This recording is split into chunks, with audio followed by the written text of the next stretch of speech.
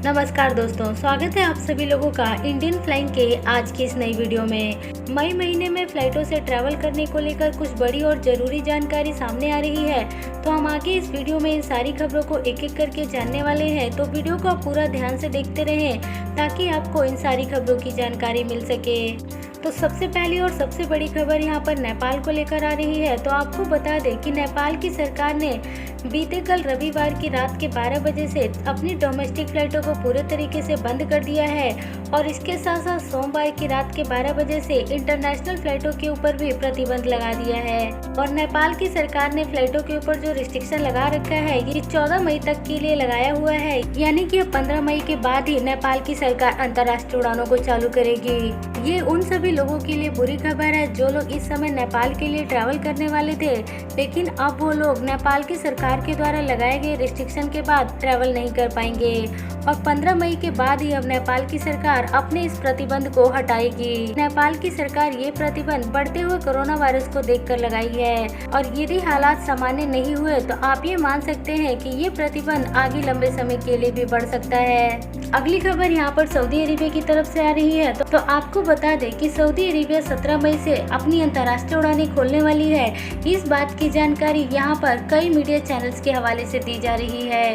और Saudi Arabia ने 17 मई की डेट पहले से ही कंफर्म कर रखी थी और अब यहाँ पर ये सुनिश्चित भी हो चुका है कि 17 मई से सऊदी अरेबिया अपनी अंतर्राष्ट्रीय उड़ानों को चालू करेगी। लेकिन 17 मई से जो अंतर्राष्ट्रीय उड़ानें सऊदी अरेबिया से चालू होंगी वो केवल सऊदी के नागरिकों के लिए ही चालू होंगी, यानी कि केवल उन फ्लाइटों के माध्यम से सऊदी के नागरिक ही ट्रैवल कर पाएंगे। लेकिन उन लोगों के लिए भी यहाँ पर कुछ नियम बनाए हैं जिस नियम के तहत ही उन लोगों को ट्रैवल करना पड़ेगा। इसके ऊपर एक पूरी डिटेल जानकारी वाली वीडियो आपको हमारे चैनल पर मिल जाएगी, उसका लिंक हम आपको वीडियो के डिस्क्रिप्शन बॉक्स में दे देंगे। तो यदि आपको सऊदी अरेबिया से जुड़ी हुई जानकारी चाहिए तो उस लिंक पर क्लिक करके आप वो वीडियो देख सकते हैं। इसके साथ साथ अगली खबर यहाँ पर ओमान की तरफ से आ रही है। तो ओमान की सरकार ने भी सभी कमर्शियल फ्लाइटों के साथ साथ सभी तरीके की फ्लाइटों को मई महीने में बंद करने का फैसला ले लिया है। और आपको ये भी बता दें कि ओमान में 8 मई से लेकर 15 मई तक पूरे तरीके से लॉकडाउन लगाने का फैसला ले लिया गया है। इसके साथ साथ अंतर्राष्ट्रीय उड़ानें भी पूरे तरीके से बंद रहेंगी, यानी कि अब जो लोग भी भारत से ओमान के लिए ट्रैवल करने वाले थे वो लोग भी अब ओमान के लिए ट्रैवल नहीं कर पाएंगे। इसके साथ साथ अगली बड़ी खबर यहाँ पर एयर इंडिया की तरफ से आ रही है। तो एयर इंडिया की एक फ्लाइट जो कि अमृतसर से रोम शहर के लिए लैंड हो रही थी, तो आपको बता दें कि इस फ्लाइट में 242 पैसेंजर सवार थे और जब ये पैसेंजर्स इटली के रोम शहर में लैंड हुए तो इनमें से 30 पैसेंजर्स के साथ साथ 2 क्रू मेंबर्स भी कोरोना पॉजिटिव पाए गए, जिसके बाद इटली के सरकार के द्वारा इन सभी पैसेंजर्स के साथ साथ क्रू मेंबर्स को भी पेड क्वारंटीन में डाल दिया गया। आपको बता दें कि यदि एयर इंडिया के क्रू मेंबर्स को इस तरीके से क्वारंटीन में डाल दिया जाएगा तो इससे एयर इंडिया को काफी ज्यादा नुकसान होगा। इसके साथ साथ अगली बड़ी खबर यहाँ पर मलेशिया की तरफ से आ रही है। तो बता दें कि मलेशिया की सरकार 28 अप्रैल से भारत के साथ अपनी फ्लाइटों को बंद कर चुकी है और इस समय मलेशिया और भारत के बीच में केवल कार्गो की फ्लाइटें ही ऑपरेट हो रही है।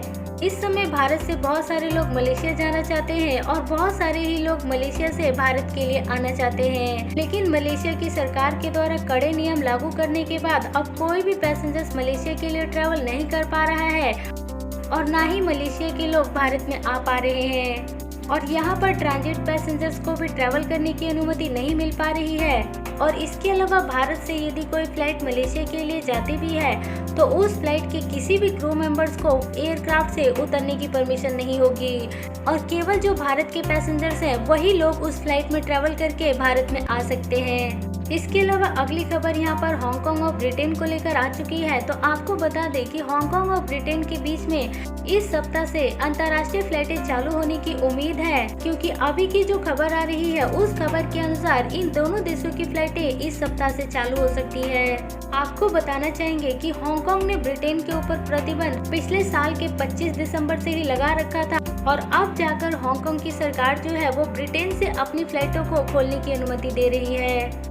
इससे हजारों लोग जो कि हांगकांग में फंसे हुए थे वो लोग अब ब्रिटेन के लिए ट्रैवल कर पाएंगे।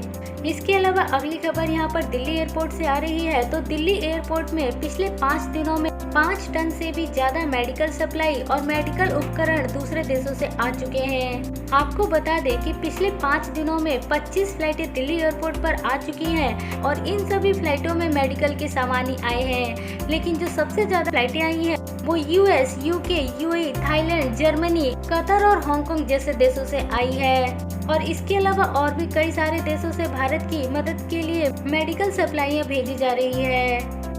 अगली खबर यहाँ पर कतर एयरवेज की तरफ से आ रही है। तो कतर एयरवेज ने अपने ट्विटर हैंडल अकाउंट से इस बात की जानकारी दी है कि वो अब सप्ताह में 1000 से भी अधिक फ्लाइटों को ऑपरेट करने वाली है।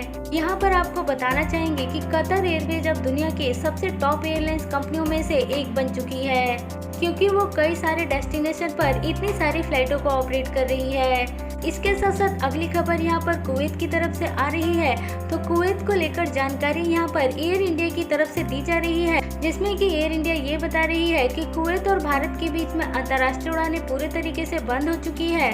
और अभी जो अपडेट सामने आ रही है उस अपडेट के अनुसार 5 मई से लेकर सभी फ्लाइटों को अब 31 मई तक बंद करने का फैसला ले लिया गया है। यानी कि यदि आप भारत से कुवैत जाना चाहते थे या फिर कुवैत से भारत आना चाहते थे तो अब ये फ्लाइटें 31 मई तक के लिए सस्पेंड रहेंगी।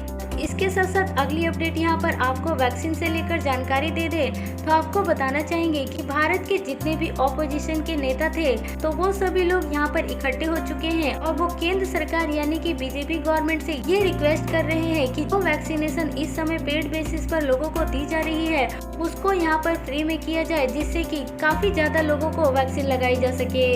इसके साथ साथ उनका एक और रिक्वेस्ट है कि ऑक्सीजन की सप्लाई को गवर्नमेंट यहाँ पर सुनिश्चित करे कि किसी भी हॉस्पिटल्स को ऑक्सीजन की कमी नहीं होनी चाहिए, क्योंकि इस समय हजारों की संख्या में लोग ऑक्सीजन की कमी के कारण मरते जा रहे हैं। तो दोस्तों यदि यहाँ पर भारत में वैक्सीन फ्री में लगानी शुरू कर दी जाएगी, इससे अंतर्राष्ट्रीय पैसेंजर्स को काफी ज्यादा फायदा पहुँचेगा और वो सभी लोग अपने ऊपर वैक्सीन लगवा कर बिना किसी क्वारंटीन के किसी भी देश में ट्रैवल कर सकेंगे।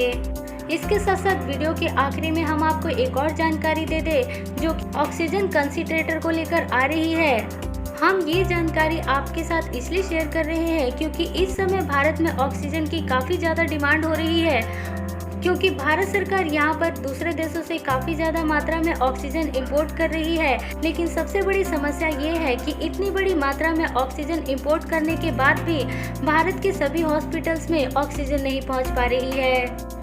इसका कारण ये बताया जा रहा है कि कस्टम डिपार्टमेंट की तरफ से इसको क्लियरेंस देने में काफी ज्यादा देरी हो रही है, जिस कारण से ये ऑक्सीजन सभी हॉस्पिटल्स में समय पर नहीं पहुंच पा रहे हैं। यहाँ पर भारत में रोजाना बेसिस पर दुनिया के कई सारे देशों से ऑक्सीजन की सप्लाई की जा रही है, लेकिन इसके बावजूद भी भारत के सभी हॉस्पिटल्स में ऑक्सीजन समय पर नहीं मिल पा रहा है।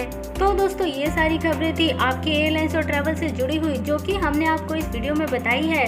वीडियो यदि आप लोगों को अच्छी लगी है, काम की लगी है, तो इस वीडियो को जरूर लाइक करें, साथ ही साथ दूसरे लोगों के साथ जरूर शेयर करें और चैनल को यदि आपने अभी तक सब्सक्राइब नहीं किया है तो बेल आइकन दबाकर जरूर सब्सक्राइब कर लें, क्योंकि एयरलाइंस और ट्रैवल से जुड़ी हुई सारी लेटेस्ट खबरें आपको इसी चैनल पर मिलती रहती है।